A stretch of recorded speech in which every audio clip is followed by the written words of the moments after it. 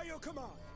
Hey, so great. This is Jackson, and I'm presenting the Roman army. So this is the Roman army. This is just your standard legion. All right. Starting with our first fact. Oh, by the way, this game is Rome Total War 2, a very cool game, and this map is Zeus's temple. Pretty cool. If you look in there, you can see Zeus.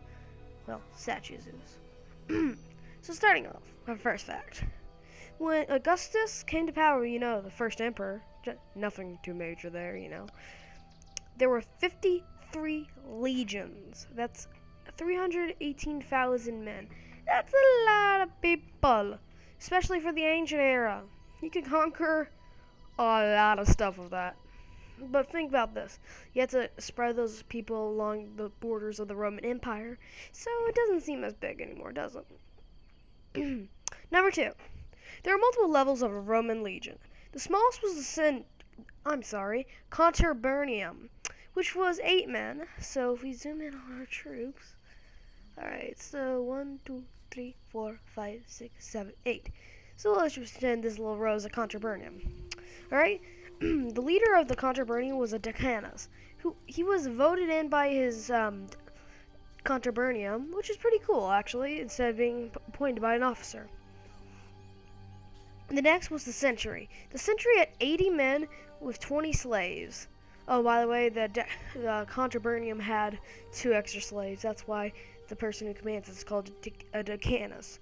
Same, the Century has 80 fighting men, but it has 20 slaves. Pretty cool, actually, how it well fits into a nice little category. The Century was commanded by a Optio and a Centurion.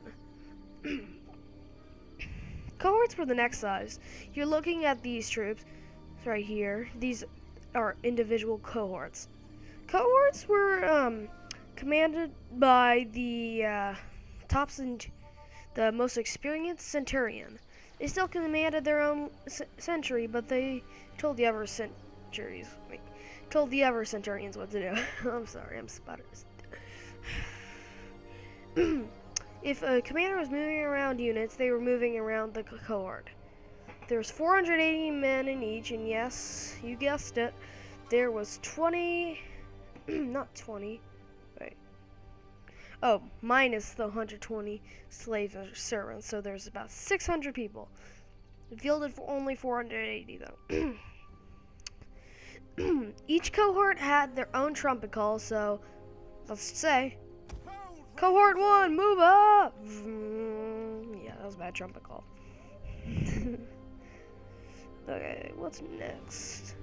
Oh yes, there was a double stuff century, which was usually the most elite, double stuff cohort, I'm sorry. This is the most elite unit. It was commanded by the Primus Pilus. Now, even being a grunt in these units was pretty prestigious.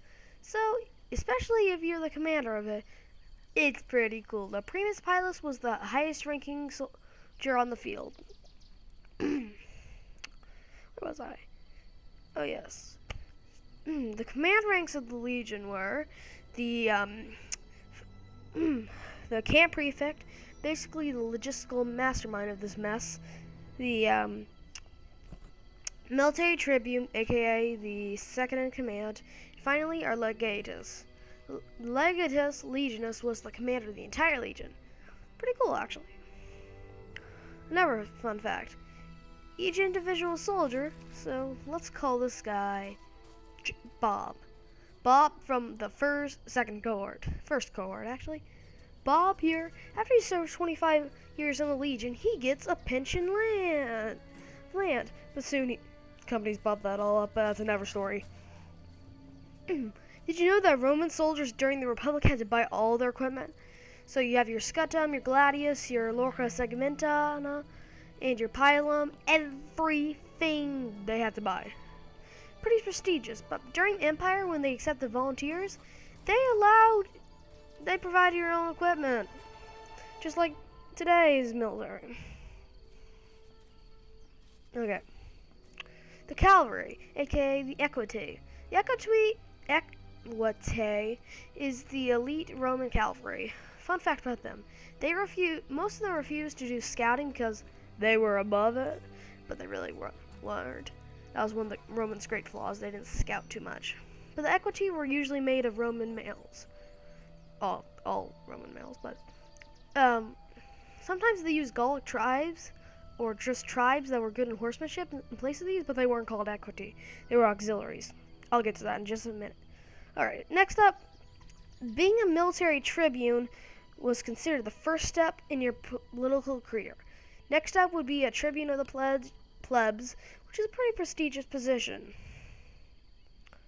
Okay, number 9, the Roman tortoise position, aka the, what's the name of it? Testudo, I'm sorry. I'll show you that when our legion moves out. Testudo basically means tortoise, which is pretty interesting, actually, because it does look like a tortoise. Ooh, okay. Oh yes. Another favorite battle tactic of the Romans was this checkerboard formation. Checkerboard formation was their signature thing, and this is how they deployed usually. Alrighty, that's pretty much it. Oh yes, auxiliary legionnaires.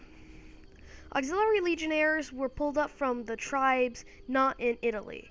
So if you had some Gauls, they would be put into the auxiliaries. They weren't as big as a normal legion usually, but they were usually mixed into just regular legions. Alright, now y'all want to see the tortoise formation. So we're just going to pull up all of our legions real quick. We're going to form them up into a massive line. This is not realistic. Okay, we're going to have Equitiae flanking their positions. Try to move out, men! This is going to look awesome. March! And with that, thank you for watching, and Ave Roma. I Rome.